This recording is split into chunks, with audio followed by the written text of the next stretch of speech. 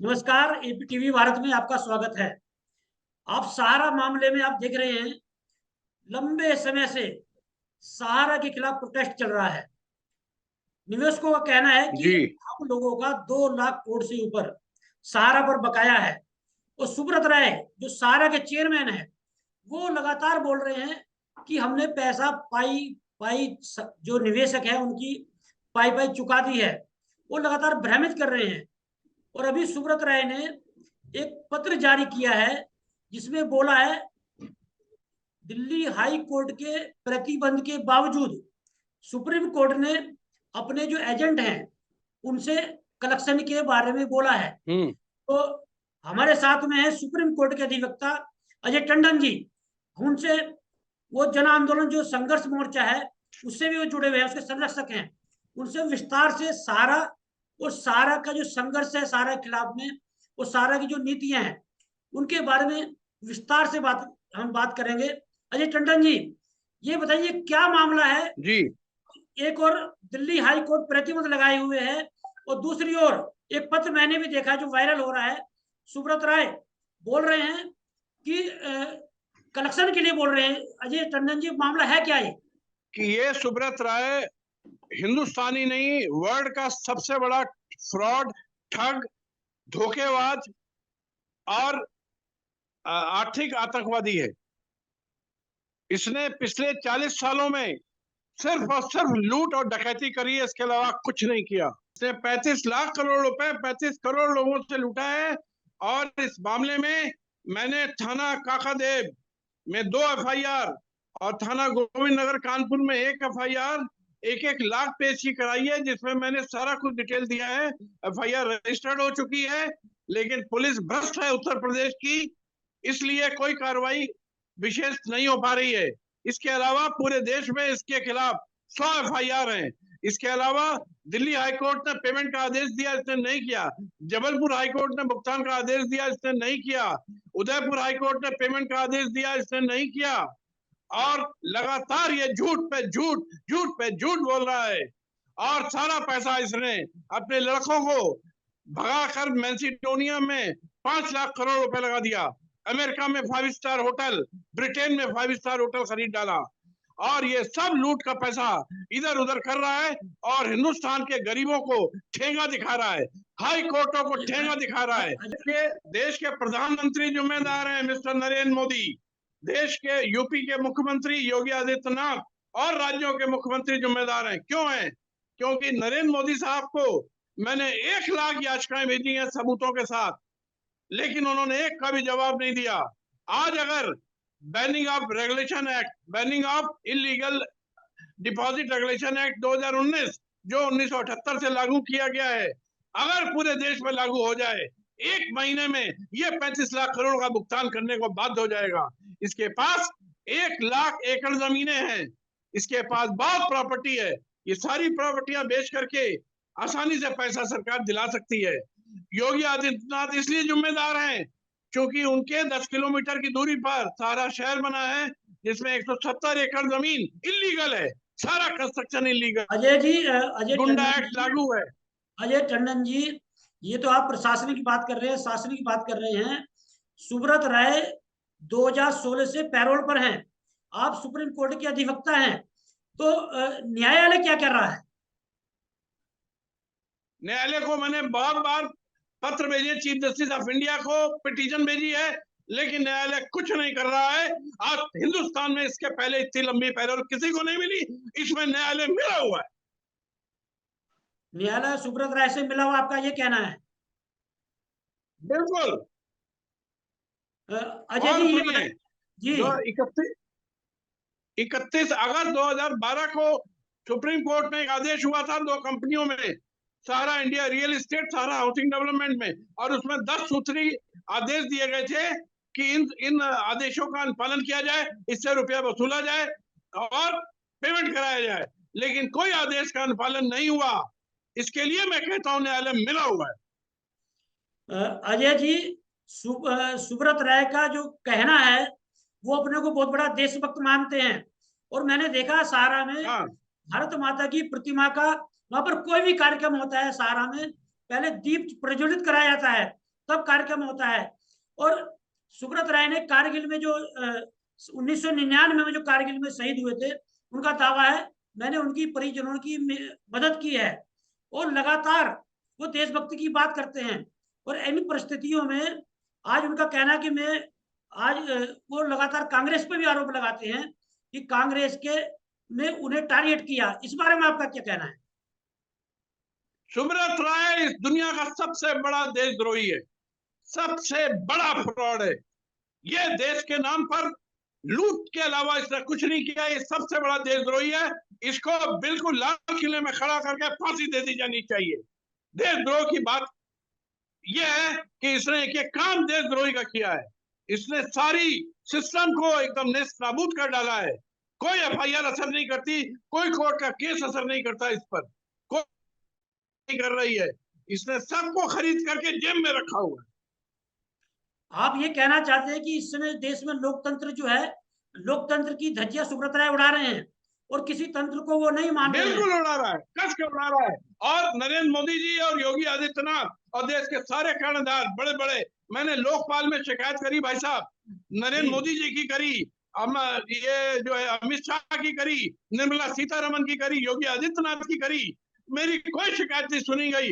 लोकपाल ने हमारी 1000 पन्ने की एफआईआर 2 लाइनें लिख करके वापस कर दी।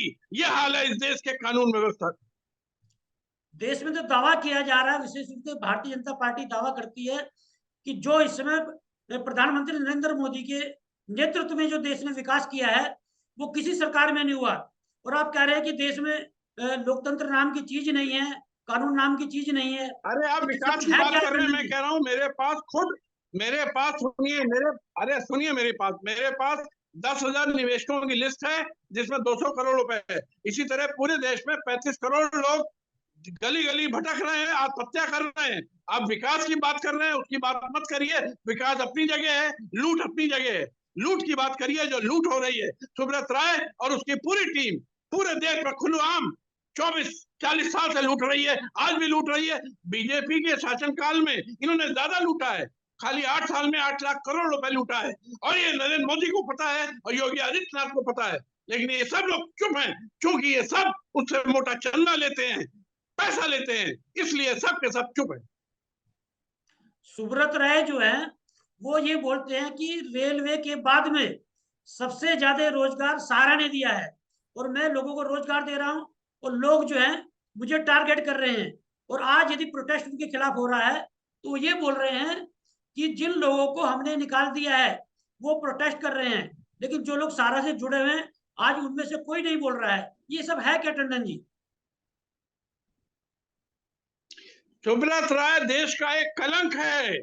उसने कड़ कड़ को लूटा है, उसने गली गली में लूटा है, उसने किसी को रोजगार नहीं दिया, उसने कुछ भी नहीं किया है सिवाय लूट के। और लूटने के बाद उसके यहाँ सुन लीजिए 50 IAS 100 IPS IRS judicial officer retired chief justice नौकरी करते हैं, उसके तलवे चाटते हैं, उसकी चप्पलें साफ करते हैं।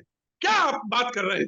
लूट रहा है आप पूरे ये देश को, खा गया पूरा देश को लूट करके। आप ये कहना चाहते हैं कि देश में जो शासनिक व्यवस्था है, जो प्रशासनिक व्यवस्था है और जितने भी तंत्र हैं सब पर सुब्रत राय भारी है?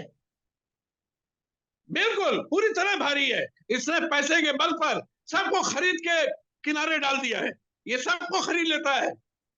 इसके टंडन जी, सामने किसी की नहीं चलती। इसके पास बोरों में पैसा है और ये पैसे से दुनिया खरीद डालेगा। तो इन खरीद रहा परिस्थितियों है, में खरीद चुका है। टंडन जी, इन परिस्थितियों में निवेशकों को उनका पैसा कैसे मिलेगा? संघर्ष करना पड़ेगा पूरी तरह से। इस देश की सरकारों को पैसा देना पड़ेगा, इस देश के सिस्टम को पैसा देना पड़ेगा, हर हालत में देना पड़ेगा। संघर्ष करना पड़ेगा, कर रहा हूं, करता रहूंगा, आखिरी दम तक करता रहूंगा। और इसको चूल्हे हिला दूंगा, केंद्र सरकार की, राज्य सरकारों की, सुब्रत राय की और उसकी पूरी टीम की। और सुनिए, आपका मीडिया पूरी तरह बिका हुआ है, कोई आदमी खबर नहीं दिखाता है। मैंने सारे मीडिया को वीडियो भेजे हैं, कोई नहीं दिखाता है, सब बिके हुए हैं इसके हाथ में। आगे आपकी क्या रणनीति है टंडन जी सहारा के खिलाफ? पूरे देश में 1 लाख मुकदमे, 1 लाख एफआईआर, सारे हाई कोर्टों में कम से कम 1000 रिट और सुप्रीम कोर्ट में रिट लगातार फाइल करता रहूंगा और एक दिन इसको जूते की नोक पर रख कर ले आऊंगा और इसको कुत्ता बना दूंगा। ये मेरी रणनीति है। ऑल इंडिया जन आंदोलन संघर्ष न्याय मोर्चा जो है, दावा किया है राष्ट्रीय अध्यक्ष अभयदेव शुक्ला ने कि वो 15 अगस्त को उनका संगठन जो है वो सारा के सारे जितने जोन ऑफिस हैं उन्हें जाम कर देंगे, उन पे कब्जा कर लेंगे। इस बारे में आपका क्या कहना है? मेरा कहना है कि कब्जा करने वाले बोलते नहीं, कब्जा कर लेते हैं। कब्जा कर लेना चाहिए, अभी तक कब्जा कर लेना चाहिए। इसको साले को, इसका जो सारा शहर है पूरे में कब्जा हो जाना चाहिए। एमबी वैली में पूरे में कब्जा हो जाना चाहिए। पूरे देश की इसकी प्रॉपर्टी में कब्जा अभी तक हो जाना चाहिए और जल्दी से जल्दी होना चाहिए। इसको भंगी बना देंगे, इसको भिखारी बना देंगे। मैं उनके साथ हूँ, जैसा जो भी करेगा मैं उसके साथ लीड करूंगा। आप सुप्रीम कोर्ट के वकील हैं, आपको जानकारी होगी सहारा में अकेले सुब्रत राय पर इतना बड़ा मामला नहीं कहा जा सकता कि देश में सारे तंत्र को ठेका दिखा रहे हैं। आपको क्या लगता है कि सुब्रत राय के पीछे कोई बड़ी ताकत है? पूरे सुब्रत राय के पीछे केंद्र सरकार है, सुब्रत राय के पीछे राज्य सरकारें हैं, देश के प्रधानमंत्री हैं, देश के मुख्यमंत्री हैं, प्रदेश के मुख्यमंत्री हैं, सभी सुब्रत राय के पीछे है और कुछ कारण नहीं है। ये लोग सब उसको सपोर्ट कर रहे हैं। कुछ नहीं, कोई कुछ नहीं मदद कर रहा है। मैंने योगी आदित्यनाथ को 1000 कंप्लेंट भेजी है, कोई कार्रवाई नहीं हुई। नरेंद्र मोदी को 1 लाख कंप्लेंट भेजी है, कोई कार्रवाई नहीं हुई। इससे सब ये साबित होता है कि सब के सब उससे मिले हुए हैं। एक नाम सुब्रत राय के अलावा सहारा में एक और उभर के आ रहा है, ओपी श्रीवास्तव का। और ये लोगों का ये कहना है, विशेष रूप से निवेशकों का, कि ओपी श्रीवास्तव ही इस जो खेल है सहारा का, सुब्रत राय का, उसका मास्टरमाइंड है। इसके बारे में आपका क्या कहना है? बिल्कुल है, बिल्कुल है। सुब्रत ओपी श्रीवास्तव उसका पार्टनर है। 40 साल से वो भी साथ में लूट रहा है। 1000 करोड़ रुपया पतंजलि में उसने लगा दिया है रुपया। उसका लड़का पतंजलि का सीएनएफ एजेंट है पूरे हिंदुस्तान का, इसलिए वो पूरी तरह से मिला हुआ है, वो लूट में पूरी तरह शामिल है। फांसी उसको भी होनी चाहिए सुब्रत राय के साथ साथ। आपको क्या लग रहा है कि सुब्रत राय के पास पैसा है नहीं, या आजकल देना नहीं चाह रहे हैं?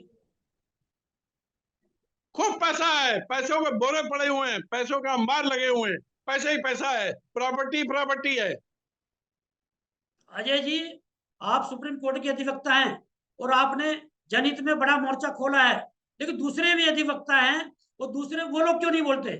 हाँ, ये प्रश्न है। 2013 में सुब्रत राय क्या इनकम टैक्स की रेड हुई थी, उसमें कागज मिला था जिसमें 40 भाई सुब्रत राय, आज भी वो कागज मेरे पास है, पब्लिक डोमेन में है, गूगल में है, हर आदमी देख सकता है, लेकिन उसको दबा दिया गया। 40 करोड़ रुपए 2013 में जब नरेंद्र मोदी मुख्यमंत्री गुजरात के थे तब उनको दिया था। अजय जी, सारे राजनीतिक दल ये दावा करते हैं वो जनता की लड़ाई लड़ते हैं, और सहारा में ये बोला जा रहा है कि लगभग 10 करोड़ लोगों का सहारा पर बकाया है। सारे राजनीतिक दल ये दावा करते हैं कि वो जनता की लड़ाई लड़ रहे हैं, और इस समय ये दावा किया जा रहा है कि लगभग 10 करोड़ लोगों का सहारा पर पैसा है। तो इन परिस्थितियों में जो राजनीतिक दल है उनके इस रुख पर आप क्या बोलना चाहेंगे? हम खाली इतना बोलना चाहेंगे कि देश का लॉ एंड ऑर्डर अप्लाई करा दीजिए। जो banning of regulation illegal deposit act है, अगर वो लागू हो जाए भाई साहब, 1 महीने में पूरा पेमेंट हो सकता है। नियत होनी चाहिए मुख्यमंत्रियों की और सरकारों की, के प्रधानमंत्री की। नियत नहीं है, नियत कुछ और है। इसका कारण यही है, खाली एक दिन अगर मुख्यमंत्री जी और प्रधानमंत्री जी तय कर लें कि ये मसला, ये भुगतान कराना है, और खाली सहारा नहीं और भी कंपनियों का, तो भुगतान होने में 1 महीने से ज्यादा नहीं लगेगा। ये मेरा दावा है। कानून इतना अच्छा है, लेकिन कानून का पालन नहीं हो रहा है। अभी जो है ठगी पीड़ित जमाकर्ता परिवार के जो संयोजक है मदन लाल आजाद, वो बर्ड्स एक्ट की बात कर रहे हैं कि यदि निवेशकों का जो ठगी पीड़ित वही मैं भी है कर रहा हूँ। उन्हें पैसा मिलेगा, बर्ड्स एक्ट के तहत मिलेगा। तो थोड़ा बर्ड्स एक्ट जो है वो हमारे दर्शकों को आप बताइए, ये है क्या? बिल्कुल, जी, इसका पूरा नाम है banning of deposit scheme act 2019, ये 21 फरवरी 2019 से लागू किया गया prize and money chit fund act के साथ में, जो कि 1978 से लागू है। यह सीधा सीधा कहता है कि कोई भी स्कीम सहारा की इलीगल है, अनरेगुलेटेड है, नंबर 1। नंबर 2, भुगतान तत्काल होना चाहिए, भुगतान नहीं करता तो उनको सजा है 10 साल की। तीसरा, कि सभी थाने वालों की जिम्मेदारी है कि वो सहारा के कार्यालयों में रेड करें, ऐसा एक्ट कहता है। कोई रेड आज तक नहीं हुई।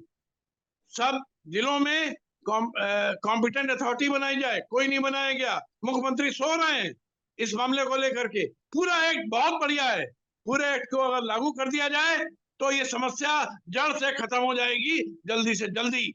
इस एक्ट की कॉपी मैं आपको भेज रहा हूं, इसको आप अपने चैनल में चला दीजिए। बर्ड्स एक्ट का जो है उसके तहत कोई कार्रवाई नहीं हुई है, ये आपका कहना है?